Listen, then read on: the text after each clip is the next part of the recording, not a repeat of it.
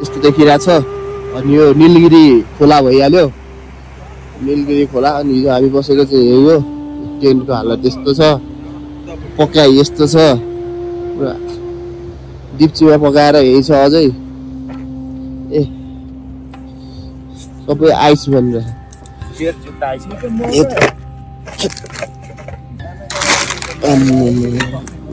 हालत त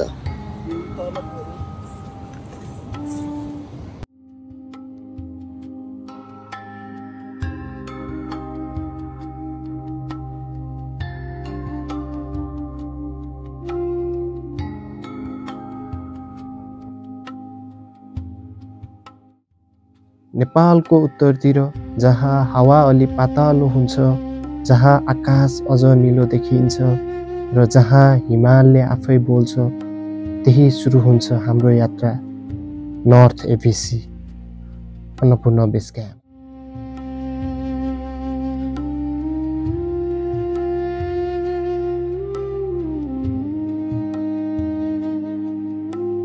कहिलेकाहीँ बादलले बाटो ढाक्छ, कहिलेकाहीँ घामले पोल्छ, तर यो प्रत्येक पाइला हिमालको दिशामा एक प्रतिज्ञा जस्तो लाग्छ। म पुग्छु, म पुग्छु। तालनेर नजिक आइपुग्यो।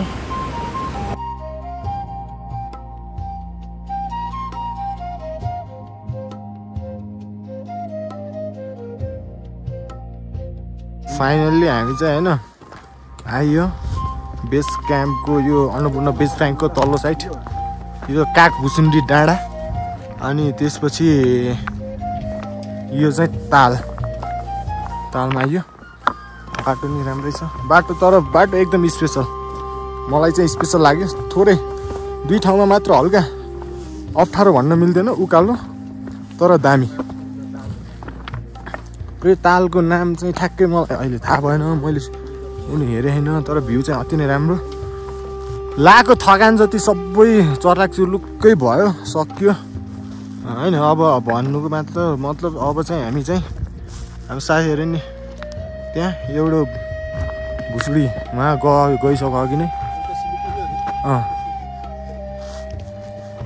तर नाम पनि कागहरू मस्तै पाउँदो रहेछ, त्यही भएर काग भुसुन्डी राखेको होला भन्ने कुरा हामीले चाहिँ अब जानकारीमा पाइयो।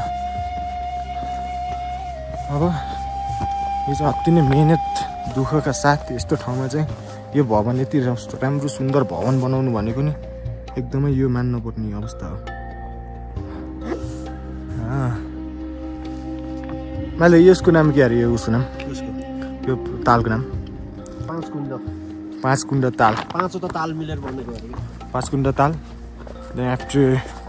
नाइस।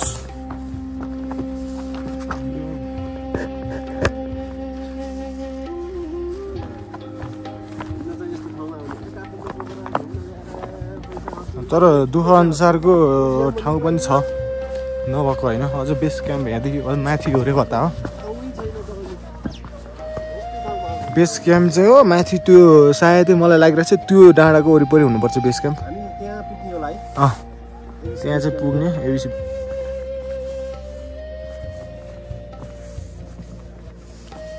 यहाँदेखि चाहिँ 160 मिटरहरू छ बेस क्याम्प चाहिँ भन्ने कुरा छ, तर ठिकै छ 160 मिटर चाहिँ हिँड्नुपर्छ।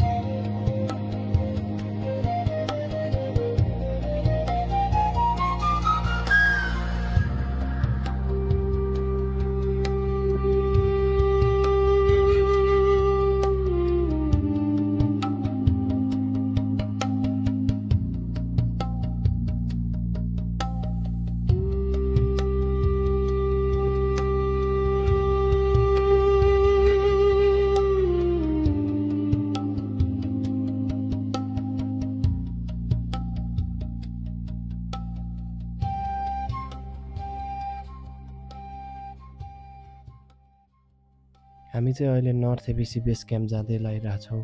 यो चाहिँ 4190 मिटरको हाइटमा रहेछ र तपाईँले देख्नुभएको अगाडिको यो पञ्चकुण्ड टाल हो। यो चाहिँ 4050 मिटर हाइटमा छ यो टाल।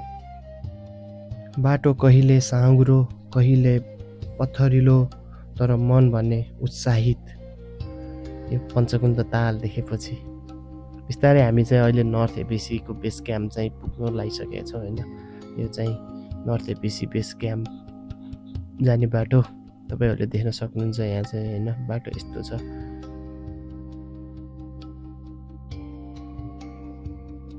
त्यो चिसो हावा, त्यो मौनता, शब्दले भन्न नसकिने शान्ति तपाईँले महसुस गर्नुहुन्छ। यो केवल एक ट्रेक होइन, यो आत्माको यात्रा हो।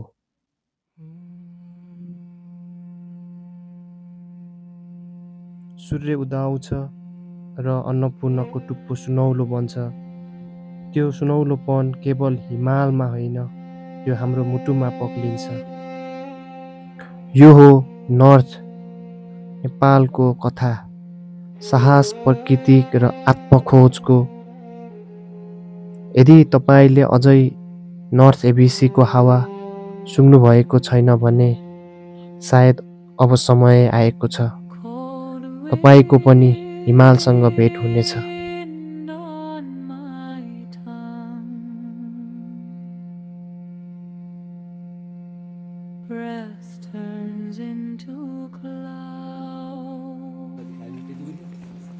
फाइनल्ली है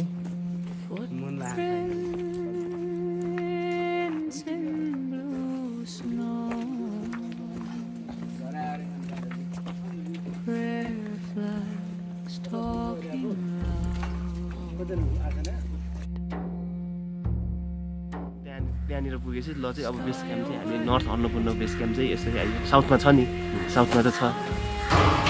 त्यस्तो साउथ त बेस क्याम्पै होइन कि अब बेस क्याम्प बनाएको छ। ओके त्यो एउटा चलेर मात्र त्यो रेस क्याम्प हो, त्यो बेस क्याम्प होइन। त्यो उताको रेस क्याम्प हो। रेस क्याम्प हो त्यो।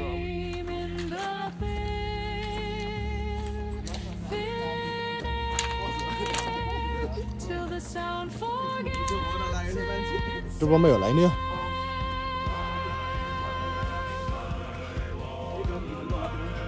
पेट्रोल हाल्दै चाहिँ डिजल पम्प रहेछ।